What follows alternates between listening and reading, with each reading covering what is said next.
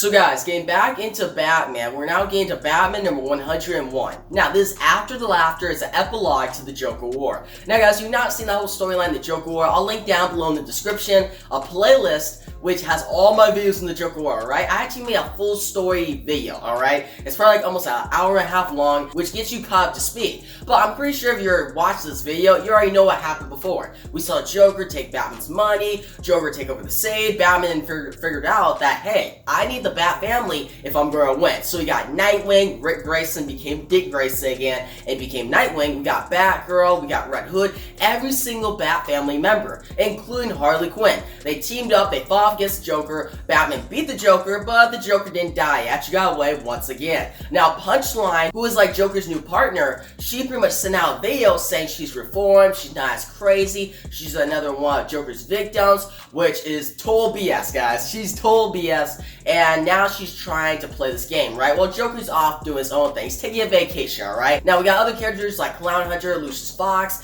and we're gonna see how all this epilogue plays out in this video, alright guys? And this is actually technically a prelude for what comes next, and actually some setup for future state. So if you haven't noticed yet, this is actually a very important issue that you do not want to miss out on, alright? But yeah guys, if you're ready, let's dive into Batman number 101. We begin with this confrontation between Batman and Catwoman. Catwoman asks, Bruce, where are you now?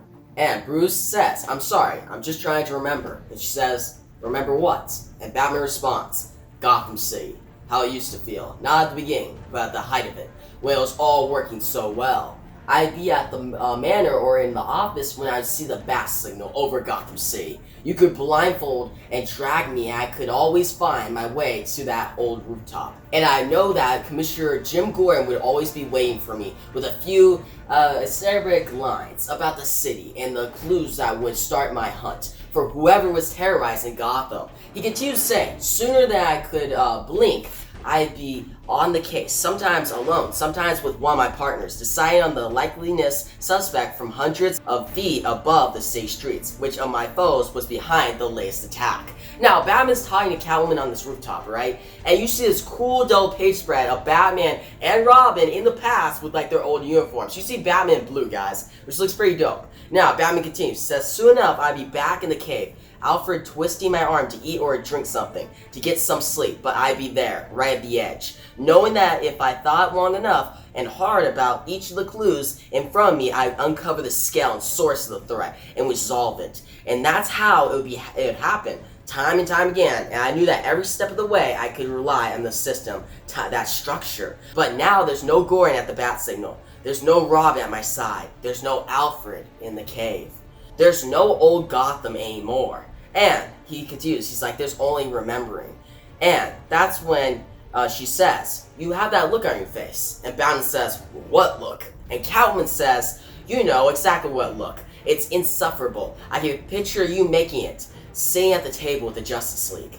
And you see him looking over Gotham. She continues, you made a decision, and it's going to change both of our lives. It's the right decision, and you know it, but you also know that it's going to hurt. Catwoman says, so I want you to say it. And Batman says, Selina. And Selina says, no, say it. I want you to put it into words. And Batman says, the Joker was right. I've been doing this all wrong for longer than I care to admit. And we go to 1 week ago, 1 week in the past. And we see Grifter, Grifter from the Wildstorm comics. He's fighting out against Batman. Batman says, and that means I'm going to need to change. Now, we see him fighting, they trade a couple blows, and that's when Batman actually breaks Grifter's rib. Grifter responds saying, you know, I think you actually broke a rib, but you're still not getting into this building. And Batman says, yes, I am. So Batman's trying to get into a building, and Grifter is pretty much like the bodyguard, or like the person protecting that building. Who's inside? We don't know yet. Now, they keep trading blows, they keep going until Grifter actually has Batman at gunpoint, guys. Grifter has Batman at gunpoint, about to shoot him, but that's when Lucius Fox comes out of the building and says, Cash, that's enough. Cash is Grifter's real identity. Now, that's when Grifter says, yeah, okay, Fox. And Lucius says, I told you I was expecting him. And that's when Grifter says, oh, that's right, huh? Guess that slipped my mind. So actually, what Grifter was trying to do, guys, is he wanted to fight Batman. He says, I mostly just want to be able to say I did that once in my life. Can you blame me? And Batman says, yes. Now, that's when Lucius says, "You can't excuse us. My children will be arriving shortly. Please do not fight any of them." And Grifter says, "You're the boss." Now, that's when Lucius tells Batman as they're going downstairs, he says, "Are you alright?" And Batman says, "You hired a bodyguard?" And that's when Lucius says, "I don't think you can really blame me for that. Do you know each other?" And Batman says he calls himself Grifter. And that's when Lucius says, "The price I'm paying to keep him on retainer, I suppose the name is appropriate." Pretty much Lucius is paying a lot of money to have this guy named Grifter cash as his bodyguard.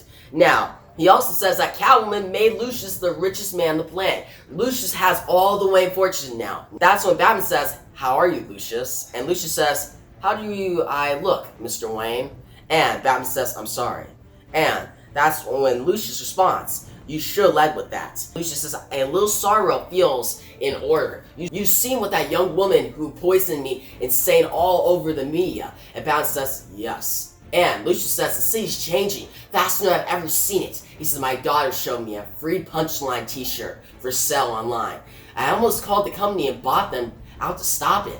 But you'll be happy to know that I stopped myself." And Batman says, "I don't know if I would have had the restraint." Batman's like, "I don't know if that's a bad idea. You could have stopped that. Stop Punchline in her tracks." Now, that's when Lucius starts to say, "Joker's army, it just vanished overnight. People took their mask off and went home. And there's no way to know who they are. They could be our neighbors, our friends, our colleagues. So guys, mostly that anybody around you in Gotham could be a part of that Joker war. They could be a criminal like a day ago, a week ago, and you wouldn't know it." Now, that's when he continued to say, "Some child seems to be taking matters into his own hands to identify them and hunt them down." The Clown Hunter, guys. Clown Hunter is hunting down these people and killing them. He's taking them down.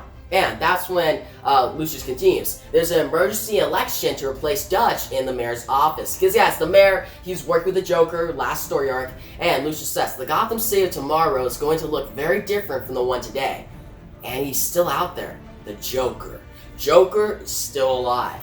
That's what Batman says, "Lucius, you don't need to justify hiring a bodyguard, not to me." And Lucius says, "That's not the point, Bruce. It's not just to say that's changing. You're going to need a change too. How you live and how you fund Batman. I now have tens of billions of dollars sitting in cash in my bank account, and I have all the eyes in the world trained on it. I can give it back to you, but it wouldn't be like it was before." And he says to Batman, "The government now has its eyes on you, Mr. Wayne. You're going to need to account for every penny, and they will not go easy on you. You would never be able to use any of it to fund Batman ever again." And guys, if you think about it, if Batman don't have any money, like the Wayne fortune don't mean anything to Bruce Wayne if he can't use it for Batman stuff. Like, what else is he gonna use it for? Parties? Like, Bruce, I get Bruce does those, but he's more Batman. That's what he uses the money for. Batmobiles, Batplanes, etc. Now, that's what Lucius says. "You remain under suspicion. Even if the rest of the board accepts that the Joker frames you, they feel like you've been pretty much pushing away everything that's been going on." And Batman says, "So a decision has to be made." Lucius says, "The Wayne Enterprises board has suggested removing you from your seat, paying you a generous annual fee, and letting you fall from public eye, while the company rebrands and reassesses. We can fight it, and I am willing to do that." And that's what Batman, he keeps looking on. And he says, "Or I could just let you keep the money." And Lucius says, "I'm not going to pretend that doesn't benefit me or my family, Bruce, but there's an argument to be made. The board has already strong-armed me into selling off the Wayne rebuild of Gotham piecemeal. We've been the dominant corporate voice in the city for generations. These new players are young and hungry, and they're not going to be swayed by idealism. Wayne Enterprises means something, and by disassociating from me, it'll still mean something." Batman's like, "Hey, if I continue to be the leader of Wayne Enterprises, Bruce Wayne, it's gonna go down. Wayne Enterprises will not be something anymore. But Lucius, you can change that." Now, Lucius says, "Without the money, you'll be under far less scrutiny, and you will be able to continue to operate as Batman, but it'll have to be a leaner Batman. No more rocket ships or satellites or sophisticated AI, drones that know how you're going to get punched before you do. You won't be able to print high-tech Batmobiles off an industrial printer beneath your Wayne Enterprises." And that's what he says. "If you break a car, you'll need to fix it yourself." So Lucius say, "Hey, you no longer have that pretty much that cushion, that backup of Wayne Enterprises, your money. You're just Batman now." Now, that's when Batman says, you said your children are coming. And Lucius says, yes, you step back, my first decision is going to be bringing Luke and Tamara in. Wayne Enterprises will acquire Fox Tech. And I've even called in Timothy. And Batman says, I didn't think you were on good terms. And Lucius Fox says, it felt like a moment to pull the family together. And he says, it's your family company and your future. Whatever you decide, I will support. Now, we see Batman walking out of the building, and he's just walking out, and Grifter on a wall, by the side of the wall, says, hey, no hard feelings, right? Just think of it like sparring. But Grifter's like, hey, we just sparred a little bit, no big deal, we're not enemies. And Batman says, I want you to send a message to your boss. And Grifter says, you were just talking to him. Feels like you're capable of saying your own messages. Yeah, I agree with Grifter, guys. Grifter's like, what do you mean? You could go just walk right back in and tell him. I don't have to send a message.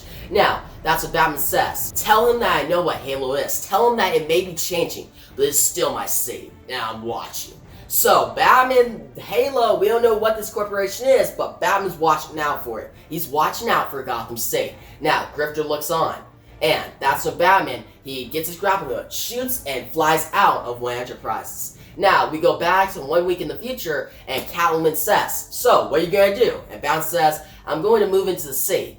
And he continues to say, there's a bronze stone I didn't even know I owned. If I'm going to be operating more pretty much leaner, I'll need to do it from the inside, not from across the bridge. I've lived in that house since I was born, Selina. It's my family's house. It's also where Alfred died, and without him, it's so empty and strange. It's time I started building a life without an Alfred, rather than trying to force someone into that role. Like Lucius cannot fill that role, and then he says, I need to see and feel the beating heart of the sea. I need to figure out how to be alone without pushing everyone else away. And Selina responds. She says, except for me, right? And that's when Batman, he says, I need time to ground myself, Selina. The city is about to get much more dangerous than it has before. I know Joker is right about that. I can't rely on my old systems. I have to develop an entirely new way of being Batman. And that's what Selina says. And you can't do it with a partner who is one of the most wanted women in the city. And Batman says, after robbing the underbroker, the entire criminal underworld is going to have its target set on destroying you. Before I could use my money, strong-arm you into high society and make people forget your crimes. I thought for a long time about maybe creating a new identity for you to live under with me, that we could make it seem that Catwoman vanished, that you were somebody new, somebody else. But I could feel as I was thinking it, how wrong would it be asking you to give up everything just to live by my side? And Catwoman says, you know, there's a flip side to all of that. You could just let go, leave Gotham City with me. We could both take new identities, start a new life somewhere else entirely, be something new. And Batman says, you know I can't do that, Selina. And Selina says, I know. And she continues to say, but I had to say my piece just like you had to say yours. And she says, 1 year. And Batman says, 1 year? And Catwoman says, I'll give you 1 year to figure out all this. That's how long it'll take me to sort out all my new enemies and clear my name enough that we can do this properly. And Batman says, 1 year. And Catwoman says, and then we make some real decisions about how to do this right, how we can actually be together. Now, that's when Catwoman looks out, and Batman says, Selina.